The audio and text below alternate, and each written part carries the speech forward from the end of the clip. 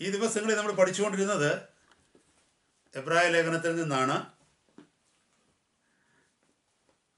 വളരെ കൺഫ്യൂസ്ഡ് ആയിരിക്കുന്ന ഒരു ജനത്തോട് കർത്താവിൻ്റെ പരിശുദ്ധാത്മാവ് സംസാരിച്ച ലേഖനമായ എബ്രായ ലേഖനം. അകത്തും പുറത്തും പീഡനം വന്നപ്പോൾ ശരിയായ ശോധനയിൽ അവരുടെ വിശ്വാസമായി തീർന്നപ്പോൾ, അവരുടെ ധൈര്യം അവരിൽ നിന്ന് ചോർന്നു പോയിക്കൊണ്ടിരുന്നപ്പോൾ അവരെ ബലപ്പെടുത്തി ധൈര്യപ്പെടുത്തി താൻ വിളിച്ചാക്കിയ വിശുദ്ധ വിശ്വാസത്തിൽ അവരെ ഉറപ്പിച്ച ലേഖനമായത്. ദൈവമക്കളെ, നമുക്ക് പോരാട്ടം അകത്തും പുറത്തും ഉണ്ടാകാം, അല്ലെങ്കിൽ ഭാരങ്ങളും പ്രയാസങ്ങളും അകത്തും പുറത്തും ഉണ്ടാകാം. നമ്മൾ അനുദിന ജീവിതത്തിൽ കടന്നു പോകുമ്പോൾ നമ്മുടെ ജീവിതത്തിൽ ഉണ്ടാകുന്ന സാഹചര്യങ്ങൾ, അത് രോഗങ്ങളായിക്കൊള്ളട്ടെ, സാമ്പത്തിക ബുദ്ധിമുട്ടുകളായിക്കൊള്ളട്ടെ, ജോലിസ്ഥലത്തുള്ള പ്രയാസങ്ങളായിക്കൊള്ളട്ടെ, മറ്റേതെങ്കിലും വിഷയത്തെക്കുറിച്ചുള്ള ഭാരങ്ങളായിക്കൊള്ളട്ടെ, അതൊക്കെ ഒരു പക്ഷേ ദൈവത്തോട് അടുപ്പിക്കുവാനും ദൈവത്തിൽ നിന്ന് അകറ്റുവാനും തക്കവണ്ണം ഇടയാകുന്ന സന്ദർഭങ്ങളാണ്. പരീക്ഷണങ്ങൾ ജീവിതത്തിൽ കടന്നു വരുമ്പോൾ, ഭാരങ്ങൾ കടന്നു വരുമ്പോൾ, പ്രതീക്ഷകൾ നമുക്ക് നഷ്ടപ്പെടുമ്പോൾ ദൈവമില്ല എന്നുള്ള ചിന്തയിലേക്ക് ചിലർ നീങ്ങാറുണ്ട്. എന്നാൽ ഈ സാഹചര്യങ്ങളുടെ നടുവിൽ എൻ്റെ ദൈവം അറിയാതെ അല്ല ഇതൊക്കെ സംഭവിക്കുന്നത്, ഇതിന് പിന്നിൽ ദൈവത്തിനൊരു പദ്ധതി ഉണ്ടെന്നുള്ള വിശ്വാസത്തിൽ ദൈവത്തോട് അടുത്തു വരുന്നവരുണ്ട്. എന്നാൽ ഈ ജനം കടന്നുപോയ സാഹചര്യം ഇതൊക്കെ ആണെങ്കിൽ തന്നെയും വേറൊരു സാഹചര്യത്തിലും അവർ അകപ്പെട്ടു. എന്തെന്നറിയാമോ? പുറത്തു നിന്നുള്ള പീഡനം. ഒരു ക്രിസ്ത്യാനിയാണെന്ന് പറഞ്ഞാൽ അവരുടെ ജീവൻ നഷ്ടപ്പെടുന്ന അവസ്ഥ, അതൊരു വലിയ ശോധന തന്നെയാണ്.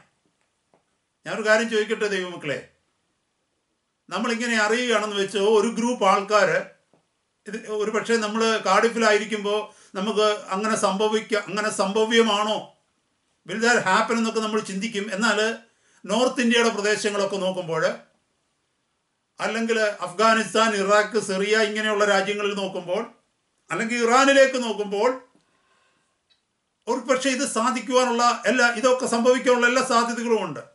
ഒരു കൂട്ടം ആളുകൾ ഓരോ വീടുകളിലും കയറി ഇറങ്ങി ചെക്ക് ചെയ്യുക എന്ന് വെച്ചോ, ആരൊക്കെ ക്രിസ്ത്യാനികളുണ്ടോ അവരെല്ലാം കൊല്ലുക. അങ്ങനെ ഒരു ഗ്രൂപ്പ് കാർഡിഫിൽ തുടങ്ങിക്കഴിഞ്ഞാൽ നമ്മളിൽ എത്ര പേര് പറയും നമ്മൾ ക്രിസ്ത്യാനികളാന്ന്? അവർ കയറി എല്ലായിടവും പരിശോധിക്കുക, ബൈബിൾ എവിടെയെങ്കിലും കണ്ടാൽ അവരെ കൊല്ലുക. ഏതെങ്കിലും ഒരു സൈനിൽ ക്രിസ്ത്യാനിയാണെന്ന് തോന്നിയാൽ കൊല്ലുമെന്നൊരു സന്ദർഭം വന്നാൽ നമ്മളിൽ എത്ര പേര് ധൈര്യത്തോടെ, ആരെങ്കിലും വന്ന് ഡോറിൽ ബെല്ലടിക്കുമ്പോൾ തുറന്നിട്ട് ആർ യു എ ക്രിസ്ത്യൻ ചോദിക്കുമ്പോൾ yes I am a Christian എന്ന് പറയാൻ നമുക്ക് ധൈര്യമുള്ള എത്ര പേരുണ്ട്? അവിടെയാണ് വിശ്വാസം ശോധന ചെയ്യപ്പെടുന്നത്. ആ ശോധനയിലൂടെ ഈ ജനം കടന്നുപോയത് കേട്ടോ. Praise God. They were literally going through a place where their faith would have costed their life. അവരുടെ വിശ്വാസം മുറുകെ പിടിക്കണമെങ്കിൽ ഒരു പക്ഷേ ജീവിതം നഷ്ടപ്പെടേണ്ട സാഹചര്യങ്ങൾ കടന്നു വന്നേക്കാം. ആ സാഹചര്യത്തിൻ്റെ നടുവിലൂടെ ഈ ജനം കടന്നു പോയപ്പോഴാണ് കർത്താവ് അവരെ ബലപ്പെടുത്തിയത്. കഴിഞ്ഞ 12 അധ്യായങ്ങൾ നമുക്ക് കാണുവാനായിട്ട് കഴിഞ്ഞു. അവരെ വിശ്വാസത്തിൽ ഉറപ്പിച്ചത് എങ്ങനെയാണെന്നറിയാമോ? The faith that they are holding is real. അവർ മുറുകെ പിടിച്ചിരിക്കുന്ന വിശ്വാസം അതിവിശുദ്ധ വിശ്വാസമാണെന്നും റിയൽ ഫെയ്ത്ത് ആണെന്നും ഈ 12 അധ്യായങ്ങളിലൂടെ അവരെ പഠിപ്പിച്ചു. അത് നമുക്ക് മനസ്സിലാക്കുവാനായിട്ട് കഴിയും.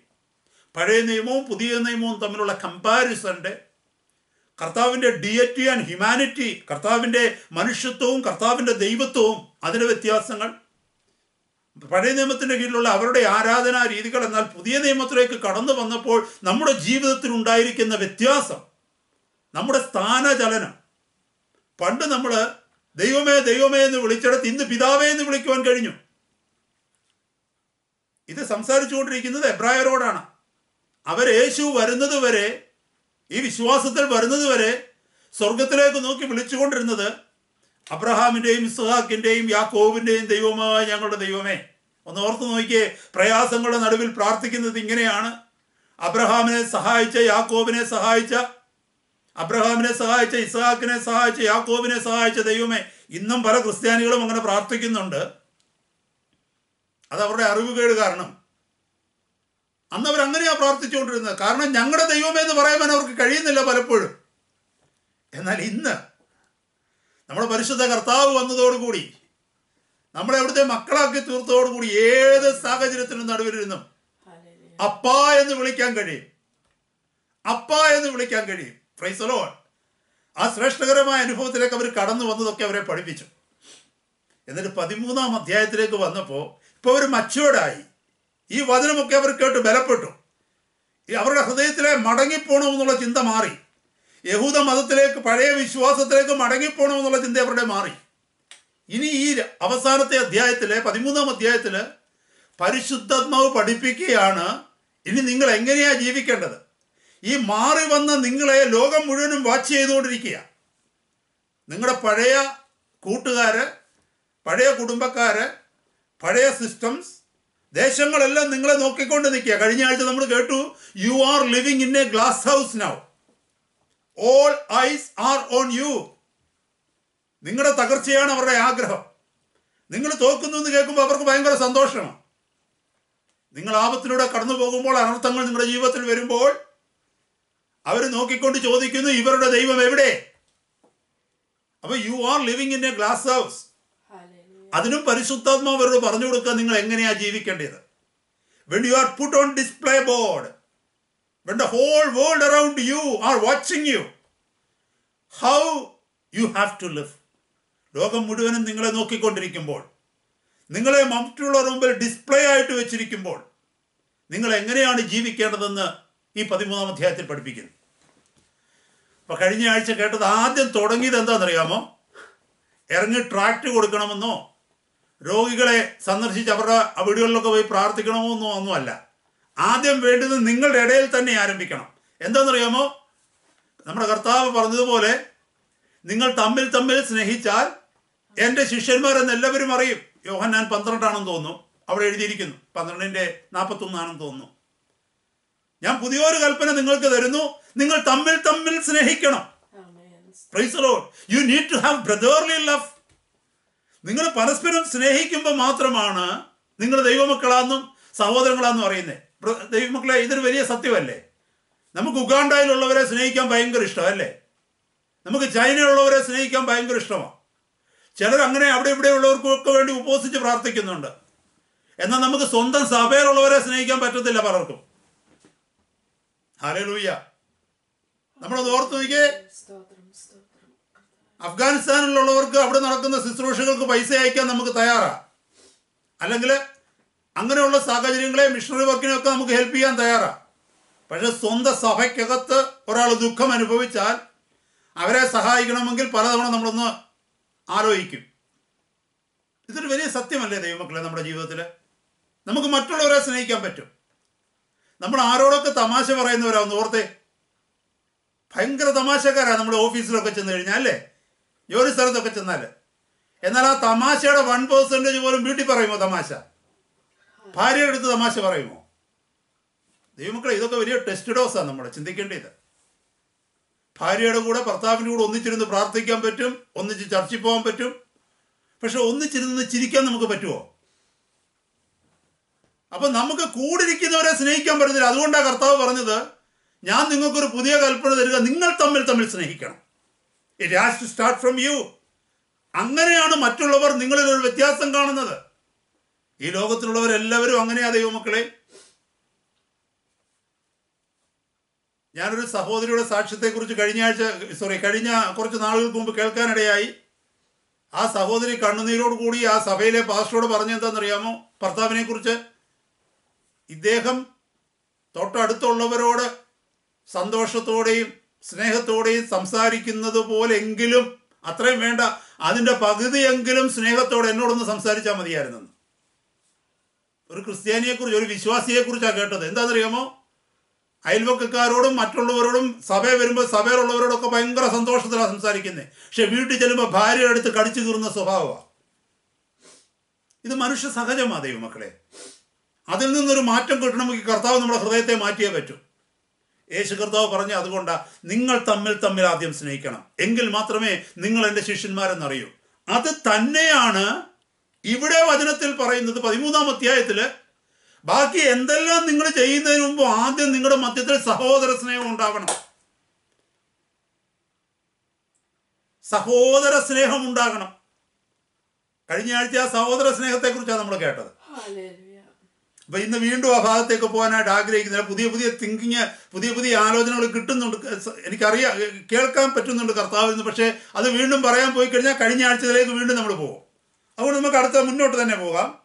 സഹോദരപ്രീതി നിലനിൽക്കട്ടെ. 13-ാം അധ്യായം 1-ാമത്തെ വാക്യം. സഹോദരപ്രീതി നിലനിൽക്കട്ടെ, അതിഥി സൽക്കാരം മറക്കരുത്, അതിനാൽ ചിലർ അറിയാതെ ദൈവദൂതന്മാരെ സൽക്കരിച്ചിട്ടുണ്ടല്ലോ. അപ്പൊ സഹോദരപ്രീതിയെക്കുറിച്ച്, സഹോദര സ്നേഹത്തെക്കുറിച്ച് കഴിഞ്ഞ ആഴ്ച കേട്ടു. അതില്ല എങ്കിൽ ഇനി പറയുന്ന കാര്യങ്ങളൊക്കെ ചെയ്താലും ഒരു പ്രയോജനവുമില്ല. എന്നെ കേൾക്കുന്ന ദൈവമക്കളെ, നമ്മുടെ അടിസ്ഥാനം ഉറപ്പുള്ളതല്ലെങ്കിൽ നമുക്കറിയാം, എത്രയോ തവണ കേട്ടിട്ടുണ്ട്, അതിന് വലിയ പ്രീച്ചിങ്ങിൻ്റെ ഒന്നും ആവശ്യമില്ല. അടിസ്ഥാനം ശരിയല്ലെങ്കിൽ അതിൻ്റെ മുകളിൽ 25 നില പണിഞ്ഞെന്ന് പറഞ്ഞാൽ ഒരു പ്രയോജനവുമില്ല. ആ 25 നില പണിഞ്ഞതിൻ്റെ പകുതി പൈസ കൊണ്ട് അടിസ്ഥാനം ഉറപ്പാക്കിയാൽ പിന്നെ എന്തെങ്കിലുമൊക്കെ മുകളിലുള്ളത് പണിഞ്ഞാൽ മതി. അടിസ്ഥാനത്തിന് ആ പ്രാധാന്യം കൊടുക്കേണ്ടത്. അപ്പം അടിസ്ഥാനം എന്ന് പറയുന്നത് സഹോദര സ്നേഹമാണ്. കുടുംബത്തിൻ്റെ അടിസ്ഥാനം എന്ന് പറയുന്നത് ഭാര്യയും ഭർത്താവും കുഞ്ഞുങ്ങളും തമ്മിലുള്ള സ്നേഹമാണ്. സഭയുടെ അടിസ്ഥാനം എന്ന് പറഞ്ഞാൽ സഹോദരങ്ങൾ തമ്മിലുള്ള സ്നേഹമാണ്. അതാദ്യം നാം പണിതെടുക്കണം. അതിനകത്ത് എന്തെങ്കിലും വിള്ളലുണ്ടെന്നുണ്ടെങ്കിൽ we have to deal with it first. ഇരുന്നത് സോർട്ട് ഔട്ട് ചെയ്യണം. കർത്താവിൻ്റെ വചനത്തിൽ പറയുന്ന പ്രകാരം സ്നേഹിക്കണം, കരുതണം, ക്ഷമിക്കണം. എനിക്ക് സ്നേഹിക്കാൻ കഴിയുന്നത് മറ്റുള്ളവരെ എനിക്ക് തുല്യരായിട്ട് കാണുവാൻ കഴിയുമ്പോഴാണ്. മറ്റുള്ളവർ എന്നേക്കാൾ ഒട്ടും കുറവിലുള്ളവരല്ല എന്നെനിക്ക് മനസ്സിലാകുമ്പോഴാണ് എനിക്ക് അവരെ സ്നേഹിക്കാൻ പറ്റുന്നത്. ഞാൻ ആ ഭാഗത്തേക്ക് വീണ്ടും പോകുന്നില്ല. അതിഥി സൽക്കാരം മറക്കരുത്. ഹോസ്പിറ്റാലിറ്റിയെ കുറിച്ച് അവിടെ പറയുന്നത്. Be not forgetful to entertain strangers, for thereby some have entertained angels unawares. അവിടെ എഴുതിയിരിക്കുന്നു, അതിഥി സൽക്കാരം മറക്കരുത്, അതിനാൽ ചിലർ അറിയാതെ ദൈവദൂതന്മാരെ സൽക്കരിച്ചിട്ടുണ്ടല്ലോ. പ്രാക്ടിക്കലി ഇതിനകത്ത് മീൻ ചെയ്തിരിക്കുന്നത് നമുക്കിപ്പോൾ പോസിബിൾ അല്ല. എന്നാൽ അതിൻ്റെ സ്പിരിറ്റ് നമ്മളിൽ പോസിബിളാണ്. അതിന് കാരണം 1-ാം നൂറ്റാണ്ടിൽ കർത്താവ് ജീവിച്ചിരുന്ന കാലഘട്ടം നോക്കുമ്പോൾ, അപ്പോസ്തലന്മാർ ജീവിച്ചിരുന്ന കാലഘട്ടം നോക്കുമ്പോൾ നമുക്കറിയാം, അന്ന് ഈ പറയുന്നതിലോട്ട് വാഹനങ്ങളോ ബസ്സുകളോ ഒന്നുമില്ല. അവർക്കൊരു സ്ഥലത്ത് നിന്ന് വേറൊരു സ്ഥലത്തേക്ക് യാത്ര ചെയ്യണമെങ്കിൽ കാൽനടയായിട്ടാണ് യാത്ര ചെയ്യുന്നത്. അവർ സന്ധ്യയാകുമ്പോൾ ഒന്നുകിൽ അടുത്തുള്ള വഴിയമ്പലത്തിൽ എവിടെയെങ്കിലും തങ്ങും, അതല്ലെങ്കിൽ ഏതെങ്കിലും ഭവനങ്ങളിൽ കയറി അവർ ആശ്രയം ചോദിച്ചിട്ട് അവിടെ ഉറങ്ങും. വചനത്തിൽ പലയിടത്ത് നമുക്ക് കാണാൻ പറ്റും. യേശു കർത്താവ് ഇമ്മവോസിലേക്ക് പോയിക്കൊണ്ടിരുന്ന സഹോദരങ്ങളുടെ കൂടെ നടക്കുമ്പോൾ രാത്രിയാകാൻ നേരം കർത്താവ് മുന്നോട്ട് നടക്കുന്ന ഭാവം കാണിച്ചു. അപ്പോൾ കൂടെയുള്ളവർ പറഞ്ഞു, എന്തോ ഇന്ന് രാത്രി ഞങ്ങളോടുകൂടെ കഴിയാൻ, നാളെ നമ്മൾക്ക് പോകാം. അങ്ങനെ പലയിടത്ത് പല സന്ദർഭങ്ങളിൽ കാണാൻ പറ്റും. അപ്പോൾ അന്നത്തെ കാലഘട്ടം അതായിരുന്നു. അപ്പോൾ ഇവിടെ ദൈവസഭയോട് പറയുകയാണ്, സഹോദരങ്ങളോട് പറയുകയാണ്, നിങ്ങളുടെ വീടിൻ്റെ മുറ്റത്തു കൂടി നിങ്ങളുടെ റോഡിലൂടെ 2 സ്ട്രേഞ്ചേഴ്സ് പോവുകയാണ്. രാത്രിയായി അവർ നിങ്ങളുടെ അടുത്ത് അഭയം ചോദിച്ച് കയറി വന്നാൽ നിങ്ങൾ അവർക്ക് അഭയം കൊടുക്കാതിരിക്കരുത്. അവരെ നിങ്ങൾ നിങ്ങളുടെ ഭവനത്തിൽ സ്വീകരിക്കാതിരിക്കരുത്. ഹല്ലേലൂയ. കാരണം എന്നാണെന്നറിയാമോ? ആ കടന്നു വരുന്നവർ ആരാന്ന് നിങ്ങൾക്ക് അറിയത്തില്ല, സത്യമാണ്. പക്ഷേ നിങ്ങളിൽ ആ പ്രതിപത്തി ഉള്ളത് കൊണ്ട്, നിങ്ങളിൽ ആ അതിഥി സൽക്കാരം, മറ്റുള്ളവരെ ആവശ്യത്തിലിരിക്കുന്നവരെ സഹായിക്കുക എന്നുള്ളത്, ആശ്രയമില്ലാത്തവരെ കൈത്താങ്ങുക എന്നുള്ള ആ ഒരു സ്പിരിറ്റ്, ആ ഒരു ആത്മാവ് നിങ്ങളിൽ ഉള്ളത് കൊണ്ട് അതൊരു വലിയ അനുഗ്രഹത്തിന് വഴിവെക്കും. കാരണം പഴയ കാലത്ത് അങ്ങനെ ചെയ്തവർ അറിഞ്ഞുകൊണ്ടല്ല, അറിയാതെ സൽക്കരിച്ചത് ദൈവത്തെയും തന്നെ ദൂതന്മാരെയുമാണ്. ഇതാരെ ഉദ്ദേശിച്ചാണ് പറയുന്നതെന്ന് അറിയാമോ? നമുക്ക് വചനത്തിൽ നമ്മൾ കണ്ടിട്ടുണ്ട് അങ്ങനെ 1-2 പേരെ. ഉൽപ്പത്തി പുസ്തകം 18-19 അധ്യായങ്ങൾ പഠിക്കുമ്പോൾ, ഉൽപ്പത്തി പുസ്തകം 18-ാം അധ്യായത്തിൽ അബ്രഹാം തന്റെ കൂടാരവാതിക്കൽ ഇരിക്കുമ്പോൾ 3 പേര് തനിക്ക് മുമ്പിൽ നിൽക്കുന്നത് കണ്ടു. അപ്പോൾ അവിടെ വചനത്തിൽ നമുക്ക് കാണുവാൻ കഴിയുന്നത്, അബ്രഹാം അവരെ കണ്ടിട്ട് അവരുടെ അടുത്ത് ചെന്ന് നിലത്തോളം കുനിഞ്ഞു നിന്നെന്ന. He honoured dum. അവരുടെ മുമ്പിൽ കുനിഞ്ഞു നിൽക്കുക എന്ന് പറഞ്ഞാൽ, നിലത്തോളം കുനിയുക എന്ന് പറഞ്ഞാൽ ഭവ്യതയോടെ നിൽക്കുക എന്ന് പറഞ്ഞാൽ അവരെ തന്നേക്കാൾ വലിയവരായി കണ്ടു എന്നുള്ളതാണ് അതിൻ്റെ അർത്ഥം. എന്നിട്ട് വീട്ടിലേക്ക് ക്ഷണിച്ചു, അവർക്ക് ഭക്ഷണമൊക്കെ ഉണ്ടാക്കി കൊടുത്തു. നമുക്കറിയാം അത് ആരായിരുന്നു. Who were those 3 people? One was God and the other was 2 angels. Other were 2 angels. Jesus Christ and 2 angels. Abraham didn't know it. ഞാൻ വചനത്തിൽ നിന്ന് എടുത്ത് കാണിക്കാം ആണെന്നുള്ളത്. Abraham didn't know it. പക്ഷേ ഏബ്രഹാം ചെയ്തതെന്നറിയാമോ? 3 സ്ട്രേഞ്ചേഴ്സിനെ, 3 പേരെ ആവശ്യത്തിൽ നിൽക്കുന്ന 3 പേരെ സഹായിക്കുക മാത്രമാണ് ചെയ്തത്. പക്ഷെ അവർ ദൈവവും ദൂതന്മാരുമാണെന്ന് അറിയാതെയാണ് സഹായിച്ചത്. നിങ്ങൾക്ക് 1 മിനിറ്റ് ഞാൻ ആ വാക്യം ഒന്ന് കാണിക്കട്ടെ, മറന്നു പോകുന്നതിന് മുമ്പ്. ആ വാക്യത്തിലേക്കൊന്ന് വന്നേ. ദൈവവും ദൂതന്മാരുമാണെന്ന് നമ്മളിത് മനസ്സിലാക്കുന്നത് എങ്ങനെയാണെന്നുള്ളത് നോക്കണം. 18-ാം അധ്യായത്തിലേക്ക് വരുമ്പോൾ, ഉൽപ്പത്തി പുസ്തകം 18-ാമത്തെ അധ്യായത്തിൽ വരുമ്പോൾ 2-ാമത്തെ വാക്യത്തിൽ പറയുന്നു, 18:2, അവൻ തലപൊക്കി നോക്കിയപ്പോൾ 3 പുരുഷന്മാർ തൻ്റെ നേരെ നിൽക്കുന്നത് കണ്ടു. അവരെ കണ്ടപ്പോൾ അവൻ കൂടാരവാതിക്കൽ നിന്ന് അവരെ എതിരേൽക്കുവാൻ ഓടിച്ചെന്ന് നിലം വരെ കുനിഞ്ഞു, യജമാനനെ, എന്നോട് കൃപയുണ്ടെങ്കിൽ അടിയനെ കടന്നു പോകരുത് എന്ന് പറഞ്ഞു. അപ്പം 3 പേരെ അവിടെ കണ്ടത്. അപ്പോൾ അവൻ കുനിഞ്ഞു നിന്ന് അവരെ വീട്ടിലേക്ക് വിളിച്ചു, ഭക്ഷണമൊക്കെ കൊടുത്തു. ആ സമയത്താണ് നമുക്കറിയാം, കാലങ്ങൾ കൊണ്ട് പ്രാർത്ഥിച്ചുകൊണ്ടിരുന്ന ഒരു വിഷയത്തിൻ്റെ മേലെ അന്ന് മറുപടി ലഭിച്ചു. എന്തായിരുന്നു അബ്രഹാം പ്രാർത്ഥിച്ചു? അബ്രഹാമിന് ഒരു വാഗ്ദത്തം ഉണ്ടായിരുന്നു. 15-ാം അധ്യായത്തിലൊക്കെ നമുക്ക് ആ വാഗ്ദത്തത്തെക്കുറിച്ച് അറിയാം, അബ്രഹാമിന് കിട്ടാൻ പോകുന്ന സന്തതിയെക്കുറിച്ച്. എന്നാൽ അതിനെക്കുറിച്ചൊരു നീക്കുപോക്കൊന്നും ഉണ്ടായിട്ടില്ല.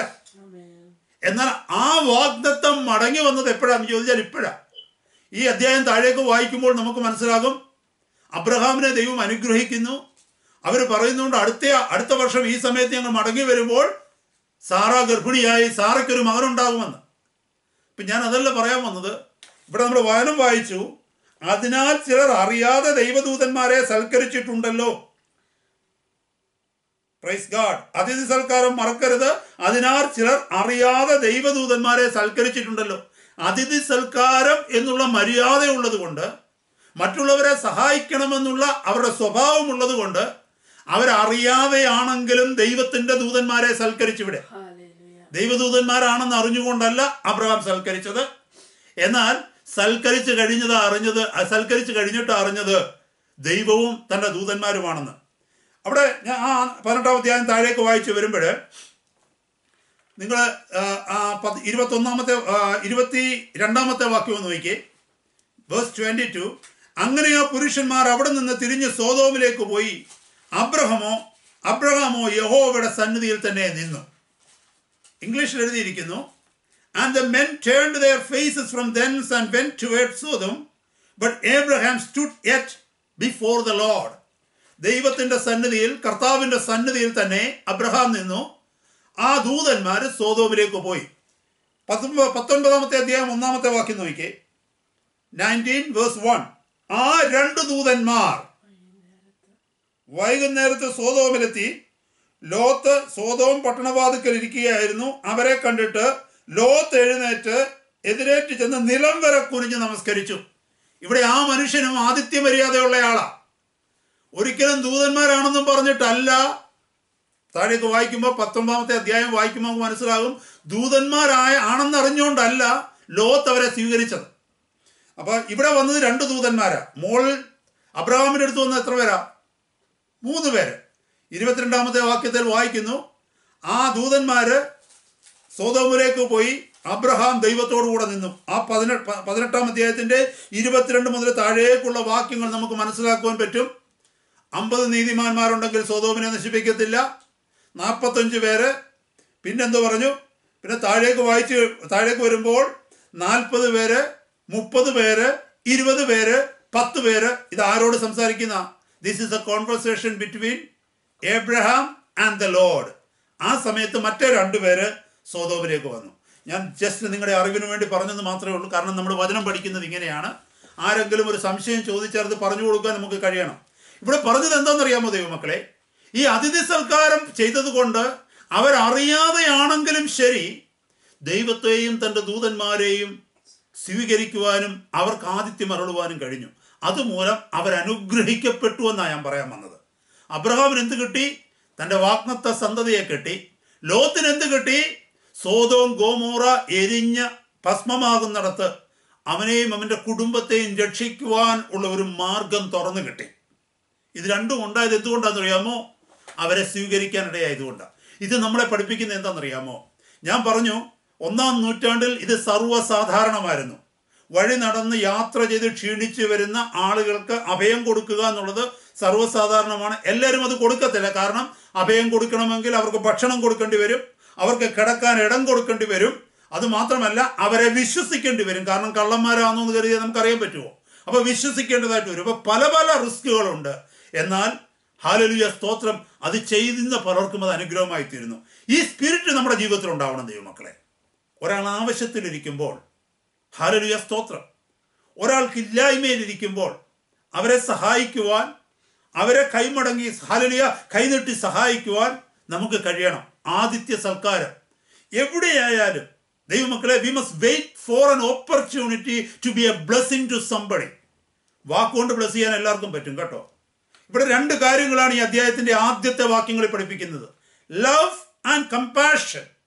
ലവിനെ കുറിച്ച് കഴിഞ്ഞ ആഴ്ച നമ്മൾ കേട്ടു. ഇത് പറയുന്നത് കമ്പാഷനെ കുറിച്ചാണ്. Compassion means putting love into action. നമ്മൾ വാക്കുകൊണ്ട് ബലപ്പെടുത്തുമ്പോൾ സ്നേഹമാണ്, ഓക്കെയാ.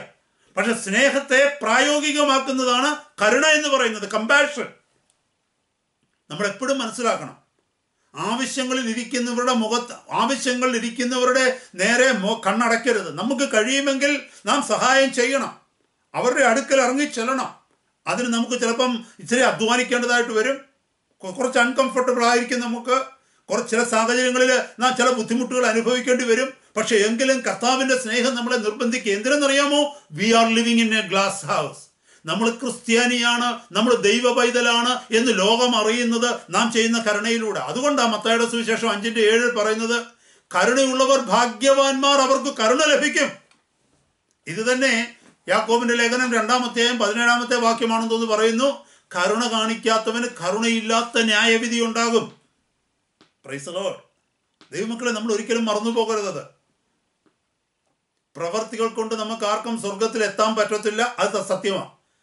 പ്രവൃത്തി കൂടാതെയും സ്വർഗത്തിലെത്താൻ പറ്റത്തില്ല, അതറിയാവോ നിങ്ങൾക്ക്? ഇതൊരു വലിയ കൺഫ്യൂഷനാണ് അല്ലേ?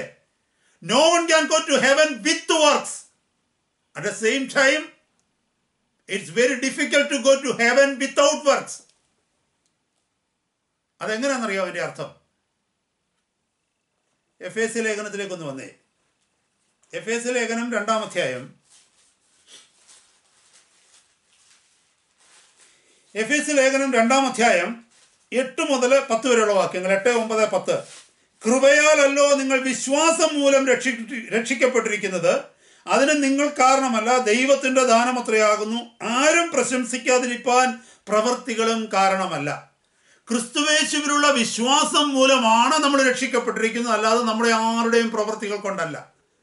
നമ്മൾ ദൈവമക്കളായി തീർന്നത് ന്യായപ്രമാണത്തിന്റെ പ്രവൃത്തികൾ കൊണ്ടല്ല, നമ്മുടെ പ്രാർത്ഥന കൊണ്ടോ ഉപവാസം കൊണ്ടോ ദാനധർമ്മങ്ങൾ കൊണ്ടോ അല്ല. രക്ഷ നമുക്ക് കിട്ടിയത് ദാനമായിട്ടാണ്. കാരണം നമ്മൾ യേശുവിൽ വിശ്വസിച്ചത് കൊണ്ട് മാത്രമാണ്. അപ്പൊ രക്ഷ എന്ന് പറയുന്നതാണ് സ്വർഗത്തിലേക്ക് പോകുവാനുള്ള സർട്ടിഫിക്കറ്റ്, എൻട്രി പാസ്. സാൽവേഷൻ ആണ് സ്വർഗത്തിലേക്ക് പോകാനുള്ള എൻട്രി പാസ്. അപ്പൊ ആ സാൽവേഷൻ നമുക്ക് കിട്ടിയത് നമ്മുടെ പ്രവൃത്തി കൊണ്ടല്ലെന്നാണ് ആ വാക്യങ്ങൾ പറയുന്നത്. അപ്പൊ ഞാൻ ഉപവസിച്ചുകൊണ്ട്, അല്ല ഞാൻ നല്ല കുടുംബത്തിൽ ജനിച്ചുകൊണ്ട്, എൻ്റെ അപ്പൻ പാസ്റ്റർ ആയതുകൊണ്ട്, അമ്മ ദൈവദാസി ആയതുകൊണ്ട്, എൻ്റെ അപ്പൻ അപ്പൂപ്പന്മാർ ഉപദേശിമാരായതുകൊണ്ട് ആ കുടുംബത്തിൽ ജനിക്കുവാൻ എനിക്ക് ഭാഗ്യം കിട്ടിയത് കൊണ്ട് രക്ഷ കിട്ടിയെന്ന് ആർക്കും പറയാൻ പറ്റില്ല. പിന്നെ രക്ഷ കിട്ടിയത് എങ്ങനെയെന്ന് ചോദിച്ചാൽ, നീ ഞാൻ ഇൻഡിവിജ്വലി കർത്താവിൻ്റെ ഇൻവിറ്റേഷൻ റെസ്പോണ്ട് ചെയ്തു. കർത്താവിൻ്റെ സന്നിധി താണു കൊടുത്ത് ആ വചനം ഏറ്റെടുത്തു, സുവിശേഷത്തിന് കീഴടങ്ങി. അപ്പൊ നമ്മുടെ പ്രവർത്തികളല്ല കർത്താവിൻ്റെ അടുക്കൽ എത്തിക്കുന്നത് എന്ന് നമുക്ക് അവിടെ മനസ്സിലാക്കാം. അടുത്ത വാക്യം ഒന്ന് നോക്കിയേ, 10-ാമത്തെ വാക്യം. നാം അവന്റെ കൈപ്പണിയായി സൽപ്രവർത്തികൾക്കായിട്ട് ക്രിസ്തുവേശുവിൽ സൃഷ്ടിക്കപ്പെട്ടവരാകുന്നു. നാം ചെയ്തു പോരേണ്ടതിന് ദൈവം അവ മുന്നൊരുക്കിയിരിക്കുന്നു. ക്രിസ്തുവിലായിക്കഴിഞ്ഞാൽ പിന്നെ നമ്മൾ എന്തോ ചെയ്യേണ്ടതെന്നറിയാമോ? സൽപ്രവർത്തികൾ ചെയ്യണം.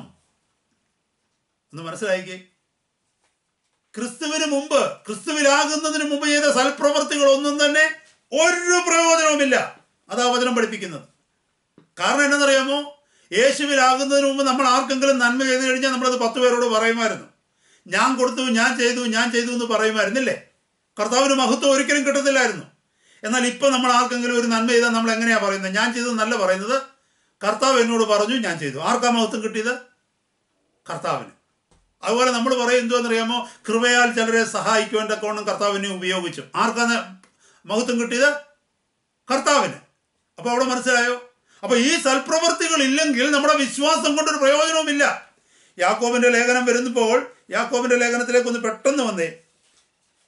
2-ാം അധ്യായത്തിന്റെ 26-ാമത്തെ വാക്യം ഒന്ന് നോക്കിയേ. അവിടെ എഴുതിയിരിക്കുന്നു, ഇങ്ങനെ ആത്മാവില്ലാത്ത ശരീരം നിർജീവമായിരിക്കുന്നത് പോലെ പ്രവൃത്തിയില്ലാത്ത വിശ്വാസവും നിർജീവമാകുന്നു. ആത്മാവില്ലാത്ത ശരീരത്തിന് വിളിക്കുന്ന പേരെന്തോന്ന് അറിയാമോ ദൈവമക്കളെ?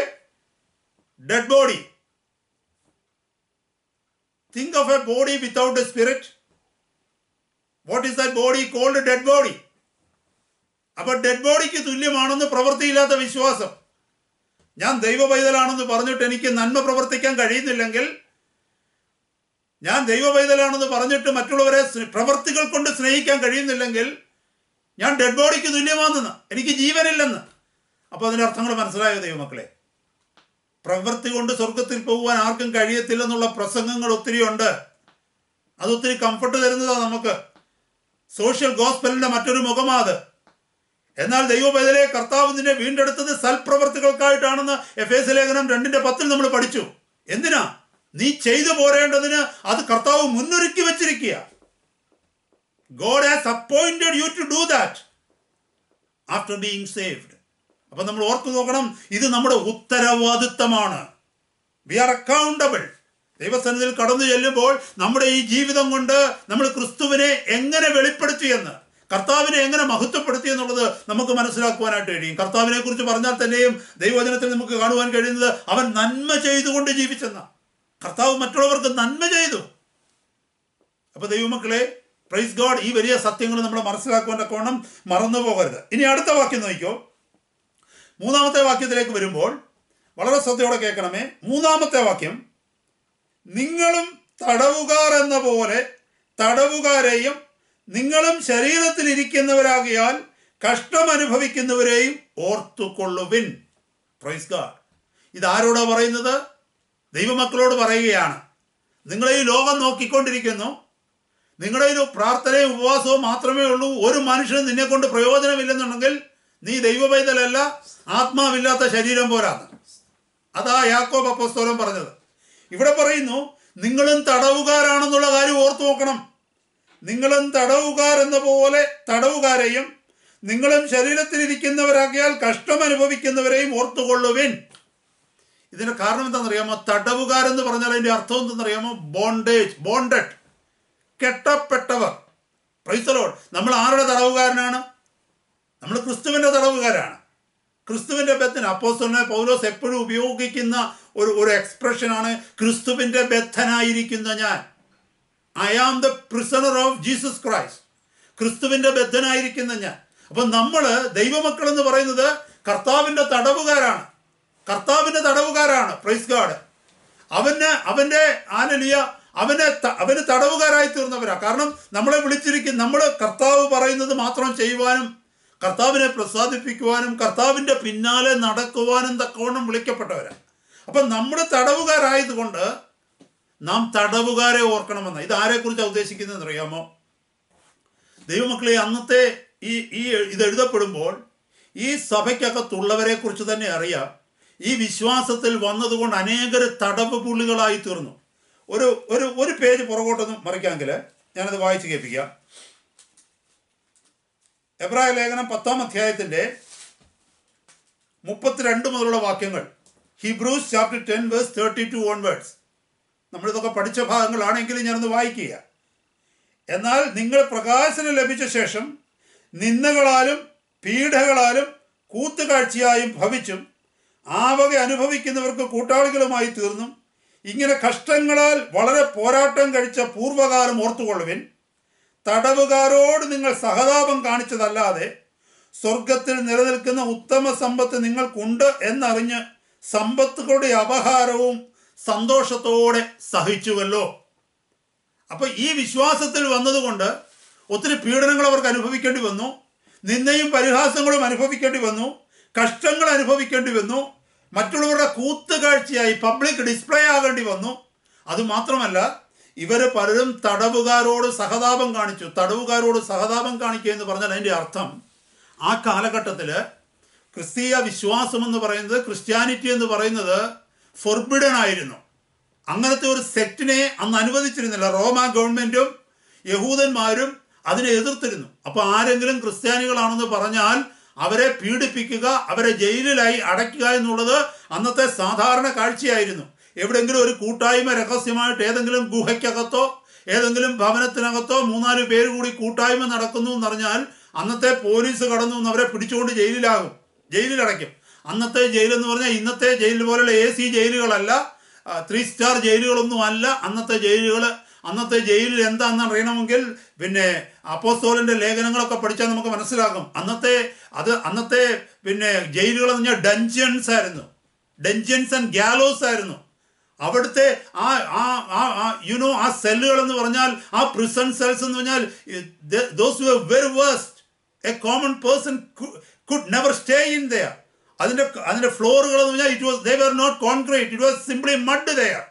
അത് മാത്രമല്ല, it was one room, a narrow small room with no openings, no windows, no light used to come in. അത് മാത്രമല്ല, അവരുടെ പബ്ലിക് കംഫർട്ടേഷനൊക്കെ അവർ ടോയ്ലറ്റായിട്ടൊക്കെ യൂസ് ചെയ്യുന്നത് ഇതിൻ്റെ ഒരു കോണായിരിക്കും. കാരണം അതിനകത്ത് കൊണ്ട് തള്ളിയാൽ they are not bothered to come out.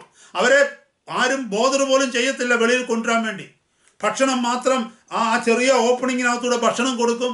അതും maybe once in 2 days or 3 days. And they don't have enough clothing. അപ്പോൾ ഒരാളെ വിശ്വാസ സംബന്ധമായി ഒരുപക്ഷെ കൊലപാതകമൊക്കെ ചെയ്തവർക്ക് ഒരുപക്ഷെ ഇതിനേക്കാൾ കുറച്ചുകൂടെ ബെറ്റർ ട്രീറ്റ്മെൻറ്റ് അവർ കൊടുക്കും. എന്നാൽ ഒരു ക്രിസ്ത്യാനി എന്ന് പറഞ്ഞാൽ എത്രമാത്രം അവരെ പീഡിപ്പിക്കാമോ, ഉപദ്രവിക്കാമോ, അവരെ നശിപ്പിക്കാമോ, അതാ അന്നത്തെ സമൂഹം ചെയ്തിരുന്നത്. അപ്പോൾ നിങ്ങളൊന്ന് ഓർത്ത് നോക്കിയേ, നമ്മുടെ സഭയ്ക്കകത്തു നിന്ന് ഒരാളെ ഇങ്ങനെ പിടിച്ചുകൊണ്ട് പോയി എന്ന് വെച്ചോ, അല്ല 2 പേരെ പിടിച്ചുകൊണ്ട് പോയെന്ന് വെച്ചോ, അവർ റോഡിൽ കൂടെ നടന്നു വരുമായിരുന്നു കൂട്ടായ്മയ്ക്ക്. ആൾക്കാരെ ഒറ്റി കൊടുത്തപ്പോൾ അവരോട് ചോദിച്ചു, നിങ്ങൾ ഇവിടെ പോവാ? അവർ ക്രിസ്ത്യാനികളാണ്, അവർക്ക് കള്ളം പറയാൻ പറ്റത്തില്ല, അവർ വിശ്വാസത്തിന് വേണ്ടി നിൽക്കുന്നവരാ. കർത്താവ് പഠിപ്പിച്ച് നിങ്ങളുടെ വിശ്വാസത്തെ മുറുകെ പിടിക്കണമെന്ന് പോലീസുകാരോട് ഒരിക്കലും നമ്മളൊക്കെ പറയാറില്ല, അതുകൊണ്ട് ഇവിടെ വരെ പോയാന്ന്. അവിടെയാണ് നമ്മുടെ വിശ്വാസം ശോധന ചെയ്യപ്പെടുന്നത്.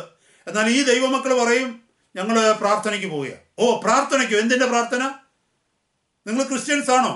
അതെ, ഞങ്ങൾ ക്രിസ്ത്യൻസാണ്. Okay, come with us. പിടിച്ചുകൊണ്ട് നേരെ പോയി ജയിലിടും. ഇത് സഭയിലുള്ളവരറിയും. നമ്മുടെ സഹോദരങ്ങൾ പ്രാർത്ഥനയ്ക്ക് വന്നപ്പോൾ പോലീസ് അവരെ പിടിച്ചു, അവരെ ജയിലിൽ കൊണ്ടുപോയിട്ടിരിക്കുക. അവരെ കൊണ്ടുപോയിരിക്കുന്ന ഇട്ട തുണി കൊണ്ടാണ് പോയേക്കുന്നത്. കയ്യിലൊരു ബൈബിൾ മാത്രം കാണും. അന്നത്തെ കാലത്ത് ബൈബിൾ പ്രിൻ്റ് ഔട്ടും ഇല്ലല്ലോ. അപ്പോൾ ഇട്ട തുണി കൊണ്ടാണ് അവർ പോയിരിക്കുന്നത്. എങ്ങനെയാണ് കൊണ്ടുപോയിരിക്കുന്നത്? വളരെ പിന്നെ ഡിസ്പൈസ്ഡ് ആയിരിക്കുന്ന, റിജക്റ്റഡ് ആയിരിക്കുന്ന ആ സ്ഥാനത്ത് ആ ജയിലിലാണ് കൊണ്ടുപോയിട്ടിരിക്കുന്നത്. അവർക്ക് ഡ്രസ്സില്ല. ഈ തണുപ്പ് വിന്റർ സീസൺ എന്ന് ഓർത്ത് നോക്കിക്കേ. വിന്റർ സീസണിൽ അവർക്ക് പുതപ്പൊന്നും കൊടുക്കത്തില്ല, ഡുവൽറ്റൊന്നും കൊടുക്കത്തില്ല, പ്രോപ്പർ ഡ്രസ്സിങ് ഇല്ല, ആഹാരമില്ല. അപ്പം സഭയിലുള്ളവർ പറയുക, നമ്മുടെ സഹോദരങ്ങൾ അവിടെ കിടന്ന് തണുത്തു വിറച്ച് മരിക്കും, അവർക്ക് കുറച്ച് പുതപ്പെങ്കിലും കൊണ്ടുപോയി കൊടുക്കാൻ പറ്റുമോ? അവർക്ക് ഇച്ചിരി ആഹാരം കൊണ്ടുപോയി കൊടുക്കാൻ പറ്റുമോ? അല്ലെ അവർക്ക് എന്തെങ്കിലും ഒന്ന് ഒരല്പം ചൂടുവെള്ളമെങ്കിലും കൊണ്ടുപോയി കൊടുക്കാൻ പറ്റുമോ? കാരണം അന്നത്തെ ജയിലധികാരികൾ അതൊന്നും ചെയ്യത്തില്ല. നമ്മൾ 1-ാം നൂറ്റാണ്ടിലെ ജയിലിനെ കുറിച്ച് ഒന്ന് പഠിച്ചു നോക്കണം. ഗൂഗിളിലോ മറ്റേതെങ്കിലും സെർച്ച് എഞ്ചിൻ ഇന്റർനെറ്റിലൊന്ന് പോയിട്ട് നിങ്ങൾ condition of first century cells എന്ന് അടിച്ചു നോക്കിയാൽ ഞാൻ ഈ പറഞ്ഞതൊക്കെ സത്യമാണെന്ന് നിങ്ങൾക്ക് മനസ്സിലാവും. അന്ന് ജയിലിലായിരിക്കുന്ന ആരോ അവർക്ക് വേണമെങ്കിൽ എങ്ങനെയാണെന്ന് വെച്ചാൽ അവർ കഴിഞ്ഞോണം, അവിടെ കിടന്ന് മരിക്കുക മാത്രമേ നിവർത്തിയുള്ളൂ. ഇങ്ങനെ പറയുമ്പോൾ സഭയിലുള്ള ആരെങ്കിലും ഒരാൾ എണീറ്റ് നിന്ന് പറയും, നിങ്ങൾ പുതപ്പ് കൊണ്ടുപോവാ, ഞാൻ കൊണ്ടുപോയി കൊടുക്കാം. അപ്പം കൂടുള്ളവർ പറയും, നോ സഹോദര, നീ പോയി കഴിഞ്ഞാൽ അവിടെ ചെല്ലുന്നുണ്ട് നീയും ക്രിസ്ത്യാനിയാന്ന് പറഞ്ഞ് നിന്നെയും പിടിച്ചകത്തിടും. It was something like risking your life to go and help them. ഇവിടെ പറയുന്നത് തടവുകാരോട് സഹതാപം കാണിക്കുന്നത് അത്രമാത്രം ഭയങ്കരമായ ഒരു കാഴ്ചയാണ്. ഹല്ലേലൂയ. തൻ്റെ സഹോദരൻ അതിനകത്ത് കിടക്കുമ്പോൾ അവൻ അനുഭവിക്കുന്ന തണുപ്പ്, അവൾ അനുഭവിക്കുന്ന വേദന, ആഹാരമില്ലാതെ നിവർത്തിയില്ലാതെ അതിനുള്ളിൽ കിടന്ന് ഭാരപ്പെടുന്നത് കാണുമ്പോൾ വെളിയിൽ കഴിയുന്ന സഹോദരങ്ങളായ ക്രിസ്ത്യാനികൾക്ക് ഭാരമുണ്ടായിട്ട് അവര് സ്വന്തം ജീവനെയോ സ്വന്തം ഭാവിയെയോ സ്വന്തം സാഹചര്യങ്ങളെയോ ഓർക്കാതെ വണ്ണം തങ്ങളാൽ ആവുന്നത് സഹായിപ്പാൻ തക്കവണ്ണം അവരവിടെ ജയിലിൽ പോയി അവരെ കാണുമായിരുന്നു. ഇവരെ കുറിച്ചാണ് മത്തായിയുടെ സുവിശേഷം 25-ാമത്തെ അധ്യായത്തിൽ നാം വായിക്കുന്നത്. Matthew chapter 25. മാത്യു ചാപ്റ്റർ 25 25-ാം അധ്യായത്തിൽ വരുമ്പോൾ അവിടെ മനോഹരമായ ഒരു കാഴ്ച നമുക്ക് കാണാൻ പറ്റും. Matthew chapter 25 verses 31 onwards. മനുഷ്യപുത്രൻ തന്റെ തേജസ്സോടെ സകല വിശുദ്ധന്മാരുമായി വരുമ്പോൾ അവൻ തന്റെ തേജസ്സിന്റെ സിംഹാസനത്തിൽ ഇരിക്കും. അവിടെ നോക്കിക്കേ, കർത്താവ് അന്ത്യന്യായവിധിയുടെ ഭാഗമാണ് അവിടെ കാണുന്നത്. അന്ത്യന്യായവിധിയുടെ ഒരു ഭാഗമാണ് കാണുന്നത്. കർത്താവ് സിംഹാസനത്തിൽ ഇരുന്നുകൊണ്ട് ന്യായം വിധിക്കുക. അവിടെ നോക്കിക്കേ, സകല ജാതികളെയും അവന്റെ മുമ്പിൽ കൂട്ടും. അവൻ അവരെ ഇടയൻ ചെമ്മരിയാടുകളെയും കോലാടുകളെയും തമ്മിൽ വേർതിരിക്കുന്ന പോലെ വേർതിരിക്കും. Sheep and goats. So the whole human beings will be divided into two groups. Like how a shepherd is dividing between sheep and goats. എന്നിട്ട് എന്താ ചെയ്യുന്നത്? രാജാവ് തന്റെ വലത്ത് ഭാഗത്തുള്ളവരോട് അരുളി ചെയ്യും, എന്റെ പിതാവിനാൽ അനുഗ്രഹിക്കപ്പെട്ടവരെ. അങ്ങനെ താഴേക്ക് വായിച്ചു വരുമ്പോൾ 35-ാമത്തെ ഇങ്ങനെ എഴുതിയിരിക്കുന്നു. ഞാനത് വായിച്ചു തരും. ദൈവവചനം നമ്മൾ കേൾക്കണമല്ലോ. അനുഗ്രഹിക്കപ്പെട്ടവരെ, എന്റെ പിതാവിനാൽ അനുഗ്രഹിക്കപ്പെട്ടവരെ, വരുവിൻ. ലോകസ്ഥാപനം മുതൽ നിങ്ങൾക്കായി ഒരുക്കിയിരിക്കുന്ന രാജ്യം അവകാശമാക്കിക്കൊള്ളുവിൻ. എനിക്ക് വിശന്നു, നിങ്ങൾ എനിക്ക് ഭക്ഷിപ്പാൻ തന്നു. എനിക്ക് ദാഹിച്ചു, നിങ്ങൾ എനിക്ക് കുടിക്കുവാൻ തന്നു. ഞാൻ അതിഥിയായിരുന്നു, നിങ്ങൾ എന്നെ ചേർത്തുകൊണ്ടു. നഗ്നനായിരുന്നു, നിങ്ങൾ എന്നെ ഉടുപ്പിച്ചു. രോഗിയായിരുന്നു, നിങ്ങൾ എന്നെ കാണുവാൻ വന്നു. തടവിലായിരുന്നു, നിങ്ങൾ എൻ്റെ അടുക്കൽ വന്നു. അതിന് നീതിമാന്മാർ അവനോട്, കർത്താവേ, ഞങ്ങളെപ്പോൾ നിന്നെ വിശന്നു കണ്ടിട്ട് ഭക്ഷിക്കുവാൻ തരികയോ ദാഹിച്ചു കണ്ടിട്ട് കുടിക്കുവാൻ തരികയോ ചെയ്തു? ഞങ്ങളെപ്പോൾ നിന്നെ അതിഥിയായി കണ്ടിട്ട് ചേർത്തുകൊള്ളുകയോ നഗ്നനായി കണ്ടിട്ട് ഉടുപ്പിക്കുകയോ ചെയ്തു? നിന്നെ രോഗിയായിട്ടോ തടവിലോ എപ്പോൾ കണ്ടു ഞങ്ങൾ നിന്റെ അടുക്കൽ വന്നു എന്ന് ഉത്തരം പറയും. അപ്പോൾ രാജാവ് അവരോട്, എൻ്റെ ഈ ഏറ്റവും ചെറിയ സഹോദരന്മാരിൽ ഒരുത്തന് നിങ്ങൾ ചെയ്തിടത്തോളം എല്ലാം എനിക്ക് ചെയ്തു എന്ന് ഞാൻ സത്യമായും നിങ്ങളോട് പറയുന്നു എന്ന് അരുളി ചെയ്തു. മനസ്സിലായോ? രോഗികളായിട്ട് തടവിലായിരുന്നപ്പോൾ, നഗ്നരായിട്ട് കിടന്നപ്പോൾ, ആര്? എൻ്റെ ഈ സഹോദരങ്ങൾ. ക്രിസ്തുവിൻ്റെ സഹോദരങ്ങൾ എന്ന് പറഞ്ഞാൽ നമ്മൾ കഴിഞ്ഞ ആഴ്ച പഠിച്ചു. യോഹന്നാന്റെ സുവിശേഷം 20-ാം അധ്യായത്തിൽ നിന്ന് പഠിച്ചു. മത്തായിയുടെ സുവിശേഷം 28-ാം അധ്യായത്തിൽ പഠിച്ചു. അതുപോലെ തന്നെ എബ്രായ ലേഖനം 2-ാം അധ്യായത്തിൽ പഠിച്ചു. ശിഷ്യന്മാരെ സഹോദരന്മാരെന്ന കർത്താവ് വിളിച്ചത്. വിശ്വാസികളെ സഹോദരന്മാരെന്നാണ് 2-ാം അധ്യായം എബ്രായ ലേഖനം 2-ാം അധ്യായത്തിൽ പഠിച്ചത്. അപ്പൊ യേശുവിന്റെ സഹോദരനാകുക എന്ന് പറഞ്ഞാൽ അതിന്റെ അർത്ഥം യേശുവിനെ കർത്താവും രക്ഷിതാവുമായി സ്വീകരിച്ച് ദൈവസഭയുടെ ഭാഗമാകുക. അങ്ങനെ സ്വന്തം സഹോദരങ്ങൾക്ക് വേണ്ടി നമ്മൾ ചെയ്തതൊക്കെ യേശുവിന് വേണ്ടി ചെയ്തെന്നാണ് ഇവിടെ പറയുന്നത്. എന്നെ കേൾക്കുന്ന ദൈവമക്കളെ, ഇതൊക്കെ വായിച്ചു കഴിയുമ്പോൾ നമ്മൾ വിചാരിക്കും ഇപ്പൊ നമ്മൾ കാണുന്ന ഹോസ്പിറ്റൽ മിനിസ്ട്രിയെ കുറിച്ചോ പിന്നെ പ്രിസൺ മിനിസ്ട്രിയെ കുറിച്ചൊക്കെ എഴുതിയിരിക്കുന്നതെന്ന്. അതിനെ കുറിച്ചല്ല ഇവിടെ എഴുതിയിരിക്കുന്നത്. അത് നല്ലതാണ്. പ്രിസൺ മിനിസ്ട്രി, ഹോസ്പിറ്റൽ മിനിസ്ട്രി ഒക്കെ നല്ലതാണ്. കർത്താവിൻ്റെ മഹത്വം കാണിക്കാനും കർത്താവിൻ്റെ സ്നേഹം കാണിക്കുവാനും കർത്താവിൻ്റെ സുവിശേഷം അറിയിക്കുവാനും നമ്മൾ അതൊക്കെ ചെയ്യണം. പക്ഷെ അതിനെക്കുറിച്ചല്ല ഇവിടെ എഴുതിയിരിക്കുന്നത്. ഇവിടെ എന്ന് പറഞ്ഞാൽ they were risking their life because of the love of God. ദൈവത്തിൻ്റെ സ്നേഹം മൂലം, സഹോദരങ്ങളോടുള്ള സ്നേഹം മൂലം അവരെന്ത് ചെയ്തെന്ന് ചോദിച്ചാൽ, തങ്ങളുടെ ജീവൻ അപകടത്തിലായാലും ശരി, എൻ്റെ സഹോദരനെ, എൻ്റെ സഹോദരിയെ സ്നേഹിക്കണം, അവരെ സഹായിക്കണം എന്നുള്ള വിശ്വാസത്തിൽ അവർ മുന്നോട്ട് പോയി. അതാ ഇവിടെ കാണുന്നത്. ഞാൻ വേറൊരു കാര്യം കൂടി ഈ അധ്യായത്തിൽ കാണിച്ചു തരാം നിങ്ങൾക്ക്. അതിന് താഴെ ശപിക്കപ്പെട്ടവരെ എന്ന് പറഞ്ഞ് ഇടത്തുള്ളവരോട് പറയുന്നുണ്ട്. നോക്കിയേ, ഇവിടെ ഒത്തിരി കാര്യങ്ങൾ നമുക്ക് ഈ അധ്യായത്തിൽ പഠിക്കാനുണ്ട്. പക്ഷെ ഞാൻ ആ ഭാഗത്തേക്ക് പോകുന്നില്ല. ഒറ്റ പോയിന്റ് മാത്രം പറയാനായിട്ട് ഞാൻ ആഗ്രഹിക്കുന്നു. അവിടെ നോക്കിയേ, ഈ ഇടത്തുള്ളവരോട്, those who were on his left side, the Lord was cursing them, saying that they did not accept him. Hallelujah. എന്നിട്ട് 45-ാമത്തെ വാക്യം ഒന്ന് വായിച്ചേ, verse 45. അവനവരോട്, ഈ ഏറ്റവും ചെറിയവരിൽ ഒരുത്തന് നിങ്ങൾ ചെയ്യാത്തിടത്തോളം എല്ലാം എനിക്കാകുന്നു ചെയ്യാതിരുന്നത് എന്ന് ഞാൻ സത്യമായിട്ട് നിങ്ങളോട് പറയുന്നു എന്ന് പറഞ്ഞു. ഇവിടെ എൻ്റെ സഹോദരന്മാരെന്ന് കർത്താവ് പറയുന്നില്ല. ഇംഗ്ലീഷിൽ ഒന്നുകൂടെ ക്ലിയർ ആയിട്ട് എഴുതിയേക്കുന്നു. 40-ാമത്തെ verse 40 പറയുന്നു, and the king shall answer and say unto them, verily I say unto you, inasmuch as you have done it unto one of the least of these my brethren, you have done it unto me. 45-ാമത്തെ വാക്യത്തിൽ ശപിക്കപ്പെട്ടവരോട് പറയുന്നത്, then shall he answer them saying, verily I say unto you, inasmuch as you did it to one of the least of these, you did it unto me. വ്യത്യാസം എന്താണെന്ന് നിങ്ങൾക്കറിയാമോ?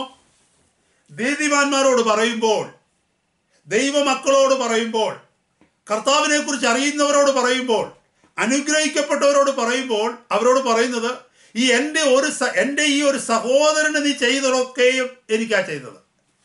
ദൈവത്തെ അറിയാത്ത, ദൈവസ്നേഹം അറിയാത്ത ദുഷ്ടരായ നന്ദികെട്ട ലോകത്തിലുള്ള ശേഷം മനുഷ്യരോട്, ശപിക്കപ്പെട്ടവരോട്, നിത്യനരകത്തിലേക്ക് പോകുന്നവരോട് പറയുന്നത്, ഈ ലോകത്തിൽ ആർക്കെങ്കിലും നിങ്ങളെ കൊണ്ടൊരു പ്രയോജനം ഉണ്ടായോ? ആർക്കെങ്കിലും ഒരാൾക്ക്. കാരണം അവിടെ എൻ്റെ സഹോദരൻ എന്ന് പറയാൻ പറ്റത്തില്ല. കാരണം എന്താണെന്ന് വെച്ചാൽ ലോകത്തിലുള്ളവർക്ക് അറിയാമോ ദൈവമക്കൾ ആരാന്നുള്ളത്? അല്ലെ ദൈവമക്കളെ സ്നേഹിക്കണമെന്ന് അവർക്കറിയാമോ? അറിയത്തില്ലല്ലോ. പക്ഷേ കുറഞ്ഞ പക്ഷം ഈ ലോകത്തിൽ ആർക്കെങ്കിലും നിങ്ങളെ കൊണ്ടൊരു പ്രയോജനം ഉണ്ടായോ? ഒരിക്കലുമില്ല. ഒരു പ്രയോജനവും ഉണ്ടായിട്ടില്ല. അവിടെ എഴുതിയിരിക്കുന്നത്. ഹല്ലേലൂയ. ഈ ഏറ്റവും ചെറിയവരിൽ ഒരു ബലഹീന മനുഷ്യന്, ഒരു ബലഹീനർക്ക് പോലും നിങ്ങളെ കൊണ്ടൊരു പ്രയോജനവും ഉണ്ടായില്ല. പ്രയോജനം ഉണ്ടായിരുന്നെങ്കിൽ നിങ്ങളെ സ്വർഗത്തിൽ കൊണ്ടുപോകുമെന്നല്ല അതിൻ്റെ അർത്ഥം. ഇവിടെ പറഞ്ഞിരിക്കുന്നത് അതുപോലും നിങ്ങളെ കൊണ്ട് ചെയ്യാൻ കഴിഞ്ഞില്ലെന്ന്. നിങ്ങളുടെ ജീവിതം വെറും ശൂന്യമായിരുന്നെന്ന്. ദൈവമക്കളെ, ഇവിടെ നമ്മൾ മനസ്സിലാക്കേണ്ടതായിട്ടുള്ള സത്യം ഇതാണ്. ഹല്ലേലൂയ, സ്തോത്രം.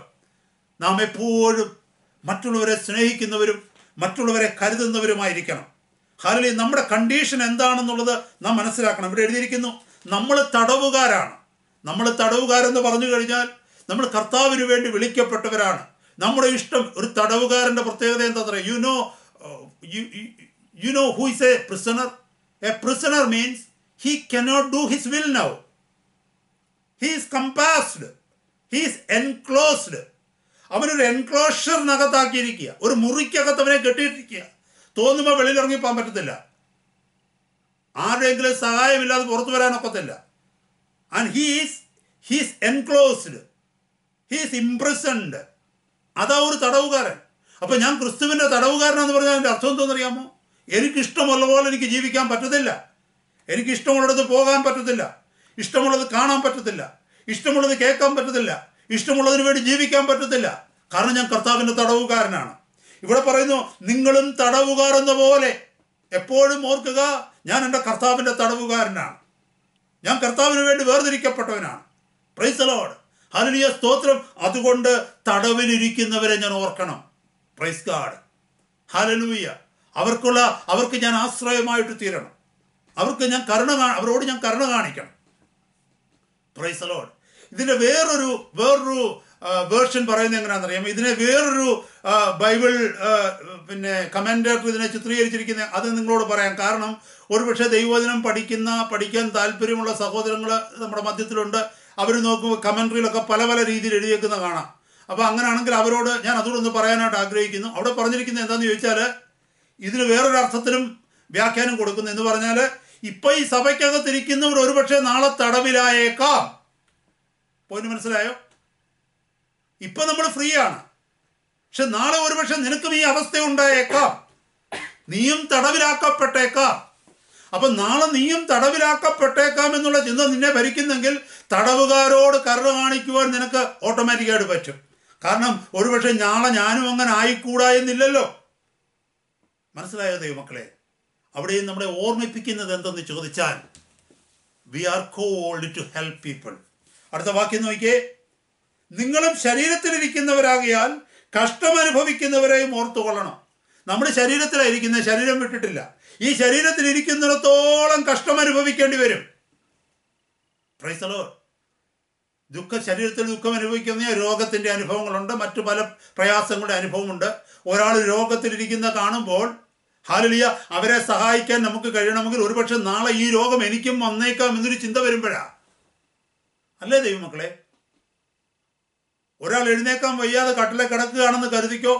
ആ വ്യക്തിയെ ഒന്ന് പോയി കാണാനോ ആ വ്യക്തിയെ സഹായിക്കാനോ ആ വ്യക്തിക്ക് വേണ്ടി പ്രാർത്ഥിക്കാനോ നമുക്ക് കഴിയണമെന്നുണ്ടെങ്കിൽ നാളെ ഒരുപക്ഷെ ഈ അവസ്ഥ എനിക്കും ഉണ്ടായേക്കാം എന്നൊരു തോന്നൽ എൻ്റെ ജീവിതത്തിൽ വരുമ്പോഴാണ്. എനിക്കിതൊന്നും വരത്തില്ലെന്ന് തോന്നിക്കഴിഞ്ഞാൽ നമ്മൾ ആരെയും ബോധർ ചെയ്യത്തില്ല, അല്ലേ? ഇവിടെ അതാ ദൈവത്തിൻ്റെ പരിശുദ്ധാത്മാവ് ഓർമ്മിപ്പിക്കുന്നത്. So what does it mean? It means something like this. We are called to show our love and our compassion in action, so that the whole world will see that we are the disciples of Jesus Christ. മത്തായിയുടെ സുവിശേഷത്തിൽ നമ്മൾ വായിക്കുന്നുണ്ട്, നിങ്ങളുടെ പിതാവ് സൽഗുണപൂർണനാകുന്നത് പോലെ നിങ്ങളും സൽഗുണപൂർണരാകുവിൻ. അതാ നമ്മുടെ ക്യാരക്ടർ. അതാ ഞാൻ ഈ അടുത്ത സമയത്ത് എവിടെയോ ബൈബിൾ സ്റ്റഡി നടത്തിയ കൂട്ടത്തിൽ ഞാൻ അവരോട് പറഞ്ഞു, we should not be clenched fist. We should not be tight fist. Hallelujah. നമ്മളെന്ന് പറഞ്ഞാൽ ഗിവിങ് ഔട്ട് ചെയ്യുന്നവരാ. എന്ന് പറഞ്ഞാൽ ഉള്ളതെല്ലാം കൊടുക്കണമെന്നല്ല. Praise God. അതിനൊരു മനസ്സ് നമ്മുടെ ജീവിതത്തിൽ ഉണ്ടാവണം. കഷ്ടം അനുഭവിക്കുന്നവരോട് ഒരു മനസ്സ് നമ്മുടെ ജീവിതത്തിൽ ഉണ്ടാവണം. അവരെ സഹായിക്കാൻ, അവരെ കരുതുവാൻ, നമ്മളാവത് ഒരു സഹായമായി തീരുവാൻ ദൈവമക്കളെ നമുക്ക് കഴിയണം. അതുകൊണ്ടാ അപ്പോസ്തലനായ യാക്കോബ് പറഞ്ഞത്, ഈ പ്രവൃത്തി നമ്മുടെ വിശ്വാസമില്ലെങ്കിൽ ഒരാൾ വിശ്വാസം ഉണ്ടെന്ന് പറയുക. ആ വാക്യം ഒന്ന് എടുത്ത്, അവിടെ പിശാചിനെ കുറിച്ച് പറഞ്ഞിട്ടുണ്ട്, നിങ്ങളെക്കാൾ ബെറ്റർ ഡെവിൾ ആണെന്നുള്ളത്. അവിടെ എഴുതിയിരിക്കുന്നു, എനിക്ക്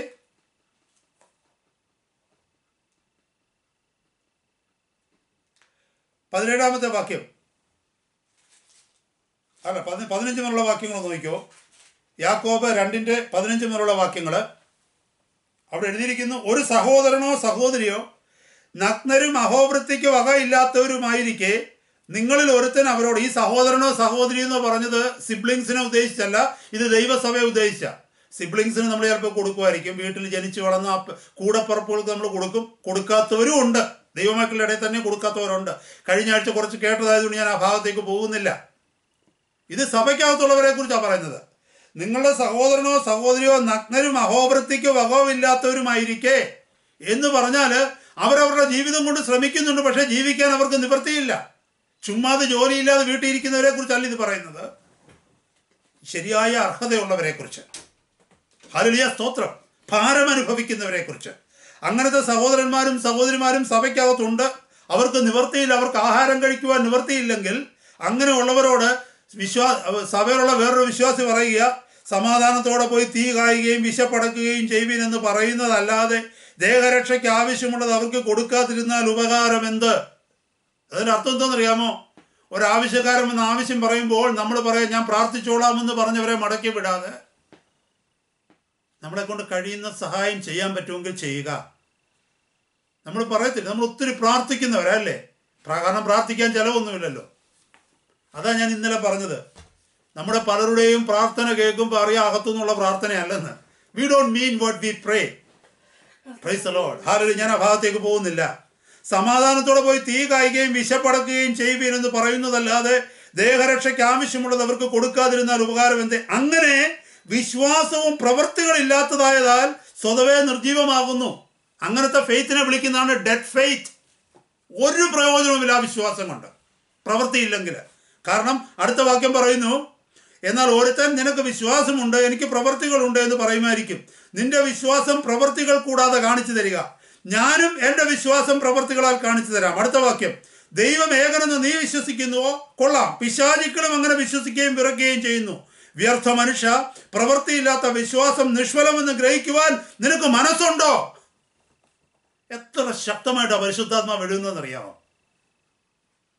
ദൈവമക്കളെ, ഈ നാളുകളിൽ we need to prove, we need to show our faith through good works. നമ്മൾ ഈ ദിവസങ്ങളിൽ അതിനായിട്ട് പ്രവർത്തിക്കുന്നവരാകണം, ചില നഷ്ടങ്ങൾ സഹിക്കുന്നവരാകണം. Price the Lord.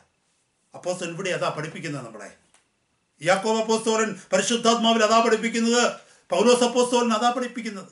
നമ്മളെ കൊണ്ട് കഴിയുന്നത് മറ്റുള്ളവരെ കരുണയോടെ കാക്കുന്നവരായിരിക്കും. കാരണം നമ്മളും ശരീരത്തിലുള്ളവരായതുകൊണ്ട് കഷ്ടമനുഭവിക്കുന്നവരെ നമ്മൾ ഓർക്കണം. ഈ കഷ്ടങ്ങൾ ഒരുപക്ഷെ നാളെ എൻ്റെ ജീവിതത്തിൽ വന്നുകൂടായികയെന്നില്ല. So this all talks about how a Christian has to live. അങ്ങനെയാണ് കർത്താവിനെ നമുക്ക് മഹത്വപ്പെടുത്തുവാൻ കഴിയുന്നത്. അല്ലാതെ വിശ്വാസം ഉയർത്തിപ്പിടിച്ച് പ്രസംഗിച്ചുകൊണ്ട് മാത്രമല്ല, ഗ്രാബ് ചെയ്തുകൊണ്ടല്ല, മറ്റുള്ളവരുടെ കയ്യിലിരിക്കുന്ന എൻ്റെ കയ്യിൽ വരണമെന്നുള്ളതല്ല, എൻ്റെ കയ്യിലിരിക്കുന്ന ചിലത് മറ്റുള്ളവരുടെ കയ്യിലേക്ക് പോകാൻ ഞാൻ വില്ലിങ് ആവണം. Praise God. അതാ giving out. Jesus did that. Paul did that. All the apostles did that. All through the centuries, godly men and women had done that. We need to do that as well. Hallelujah. നമ്മുടെ പ്രവൃത്തി കൊണ്ട്, നമ്മുടെ ശരീരം കൊണ്ട്, നമ്മുടെ മനസ്സുകൊണ്ട്, നമ്മുടെ സമ്പത്ത് കൊണ്ട്, നമ്മുടെ സമയം കൊണ്ട് മറ്റുള്ളവർക്ക് നന്മയുണ്ടാകുവാൻ, മറ്റുള്ളവർക്ക് കൂടെ പ്രയോജനമുണ്ടാകുവാൻ ഈ നാളുകളിൽ കർത്താവിൻ്റെ ആലോചനകൾക്ക് നമുക്ക് കീഴ്പ്പെടാം. പ്രൈസ് ദി ലോർഡ് ദൈവമക്കളെ. അങ്ങനെയാണ് കർത്താവിൻ്റെ നാമം മഹത്വപ്പെടുന്നത്. ഹല്ലേലൂയ, സ്തോത്രം. Let me repeat it again. Hallelujah. രണ്ട് രീതിയിൽ ചിന്തിക്കാം. പ്രവൃത്തികൾ കൊണ്ട് ആർക്കും സ്വർഗത്തിൽ പോകാനൊക്കത്തില്ല. ക്രിസ്തുവിനെ കൂടാതെയുള്ള പ്രവൃത്തികൾ കൊണ്ട് സ്വർഗത്തിൽ പോകാൻ ആർക്കും കഴിയത്തില്ല. ക്രിസ്തുവിൽ വന്നത് എന്തിനെന്ന് ചോദിച്ചാൽ രണ്ട് എഫേസ്യ ലേഖനം 2-ാം അധ്യായം 10-ാമത്തെ വാക്യത്തിൽ പറയുന്നു, സൽപ്രവൃത്തികൾക്കായിട്ട് അവൻ ക്രിസ്തുവിൽ നമ്മളെ മുൻ നിയമിച്ചിരിക്കുന്നു. അങ്ങനെയാണെങ്കിൽ നിങ്ങൾക്കൊരു ചോദ്യം ചോദിക്കാം, അപ്പോൾ സ്വർഗത്തിൽ പോകണമെങ്കിൽ ക്രൈസ്റ്റ് പ്ലസ് ഗുഡ് വർക്ക്സ് ആണോ എന്ന്? അങ്ങനെയല്ല. സ്വർഗത്തിൽ പോകണമെങ്കിൽ ക്രൈസ്റ്റ് ഓൺലി, പിന്നെ ഗുഡ് വർക്ക്സ് എന്തിനാ? എന്നെ വിളിച്ചിരിക്കുന്നത് ഗുഡ് വർക്ക്സ്, അതുകൊണ്ട് ഞാൻ ചെയ്യുന്നു. സ്വർഗത്തിൽ പോകാൻ വേണ്ടി അല്ല ഞാൻ ചെയ്യുന്നത്. അപ്പോൾ ഒരിക്കലും ഡോണ്ട് ടേക്ക് മീ റോങ്, ഒരിക്കലും പറയരുത് ഞാൻ ഇങ്ങനെ പഠിപ്പിച്ചെന്ന് പറയരുത്. യേശു പ്ലസ് ഗുഡ് വർക്ക്സ് ഹെവനിലേക്ക് പോകാൻ no. Yeshu only, Jesus only. But why good works coming? I am called by Jesus. I am redeemed by Jesus. I am saved by Jesus for a purpose, to do good works. I hope you understand what I mean. Hallelujah. അതുകൊണ്ട് കർത്താവിൻ്റെ സന്നിധിയിലേക്ക് നമ്മളെ തന്നെ താഴ്ത്തി കൊടുക്കാം. ദൈവവചനം കർത്താവ് നമ്മളെ പഠിപ്പിക്കുക, നമ്മളെങ്ങനെ ആയിരിക്കണമെന്ന്. ഹല്ലേലൂയ, സ്തോത്രം. നമ്മൾ എന്തായിരിക്കണമെന്ന്, മറ്റുള്ളവർ എന്ത് നമ്മളിൽ കാണണമെന്ന്. പ്രവൃത്തിയില്ലാത്ത ഒരു വിശ്വാസം കൊണ്ട് നിൽക്കുകയല്ല, പ്രവൃത്തിയോടുകൂടിയുള്ള വിശ്വാസം. വിശ്വാസം പ്രവൃത്തിയാൽ ഹല്ലേലൂയ, സ്തോത്രം നമുക്ക് വെളിപ്പെടുത്താം. കർത്താവിൻ്റെ സന്നിധിയിൽ നമ്മളെ തന്നെ താഴ്ത്തി കൊടുത്താട്ടെ.